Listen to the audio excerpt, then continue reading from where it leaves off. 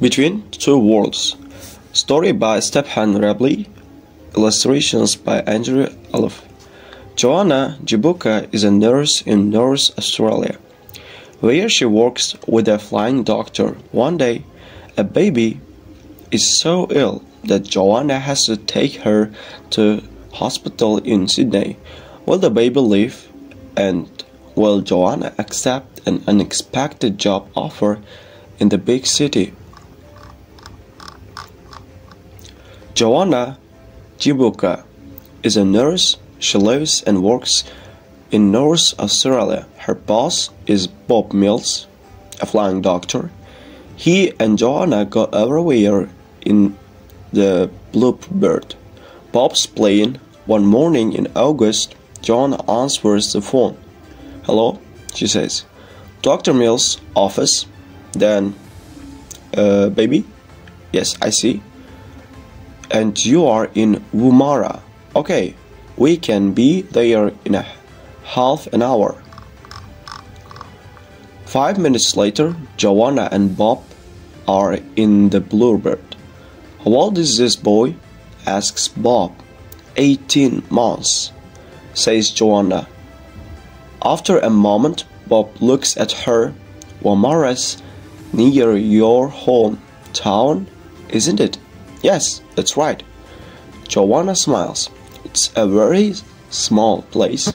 She looks out of the window. "There it is," she says. "Can you see between those trees and the river?"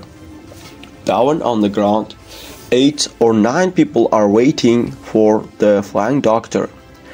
They take him and Joanna to a small house. The baby's mother, Jane, is inside it. Bob looks at the little girl for 20 minutes. Then he says, "I'm sorry, but Mary is very, very ill. It's her heart. She must go to a hospital in Sydney." "Sydney," she says, "Jane." "Yes." Bob puts his hands on the woman's arm. "But it's okay. You can go with her." Jane looks sad. "How? I've got 6 other children. I can't just leave them." Suddenly, Joanna has an idea. "Wait a minute," she says. "Why don't I go to Sydney with Mary? After all, I'm on holiday for 2 weeks after today." "Good idea," she says, the flying doctor. They look at Jane. "Okay," she says. 24 hours later, Joanna arrives in Sydney for the first time. 2 nurses are waiting at the airport. They drive her and Mary very fast to a big hospital. They take Mary into room 308. A doctor is awaiting there. "Hello," he says. "My name is Paul Griffin." Joanna smiles at him. "Hello." Then she asks the nurses, "Can I help?" Joanna spends all day at the hospital, but after 8 hours, she is very tired.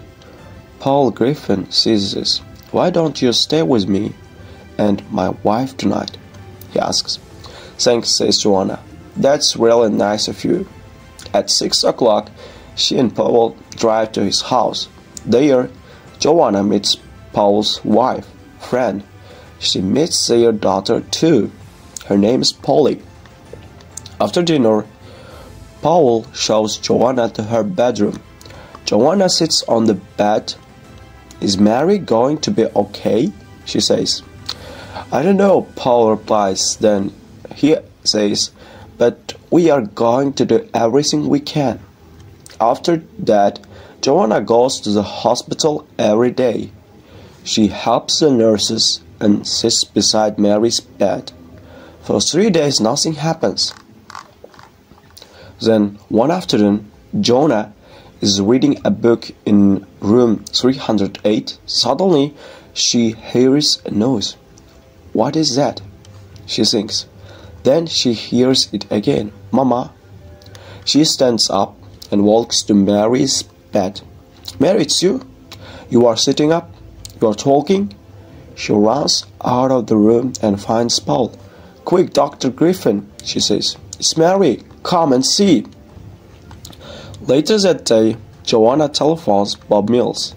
"Yes, that's right. Mary is going to be okay," she says with a big smile.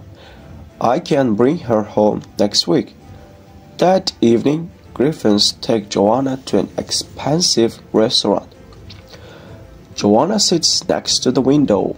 Outside, she can see the lights of Sydney. "This is beautiful," she says. Next morning, at breakfast, Paul says, "Joanna, can you stay here at home today? After all, Mary's okay now." "No thanks," says Joanna. "I want to be with her." At the hospital, Paul sees Sister Clark. "One of my girls is leaving next week and we need someone new," she says. "What about Joanna Jimbuku? She's a very good nurse. Do you think she wants a job here?" "Me," says Joanna that evening. She looks at Paul. "Why not?" he says. "After all, Sister Clark's right. You are a very good nurse. Joanna is quiet."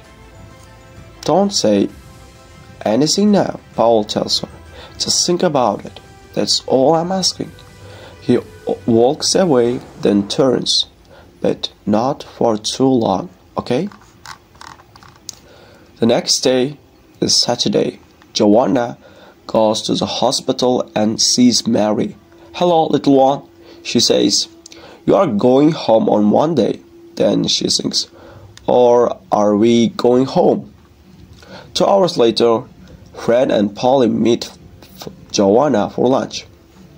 "Oh, Joanna, you are going to stay in Sydney, aren't you?" says Polly. "I don't know," says Joanna. Later in the afternoon, Joanna goes for a long walk. The weather is hot. She watches the people in the street. She looks at all the shops, cinemas, museums, and theaters too. Sydney is great. She thinks, "It's very beautiful and there is a lot to see and do. But do I really want to live here? That's the question." Across the street, there is a shop window. Joanna turns and looks in it. She can see a big painting of some red hills. "Wait a minute," she thinks. "I know that place. It's near Woomera." 10 minutes later, a man comes out of the shop. "Are you okay?" he says. Joanna smiles. Her eyes are wet. "Yes," she says. "I'm fine." "Really?" "I'm fine." 2 days later, Bob gets into the Bluebird. Joanna is with him. She waves goodbye to Jane and Mary. Bob starts the plane and pushes his head back. "Listen, thanks for everything, Joanna," he says. "In Sydney, it's a beautiful city, isn't it?"